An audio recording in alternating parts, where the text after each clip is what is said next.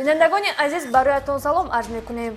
با امید آرامی و آسودگی در جامعه، امنیت و آسایشگی در خانواده‌تان و همکاری سودمند شما با کارمندان مقامات کارهای داخلی در مبارزه با جنایتکاری و پیشگیری کردار و عملهای نامطلوب، نمایش کریمینالی اخباری وزارت کارهای داخلی را این لحظه منظورتان می‌نماییم. در استودیو با شما ماه رخسار تولدزاده. امروز در برنامه ادامه عملیات کار در پایتخت، қалоб чиптаҳои қалбакиро ба фурӯш баровард. шаҳрвандон эҳтиёт бошед. қонуншикании ронандагони воситаҳои нақлиёти гаронарзиш, чорабиниҳои профилактикӣ дар нуқтаҳои фурӯши сӯзишворӣ, сеҳргарии боз як нафар авонфиреб ошкор гардид.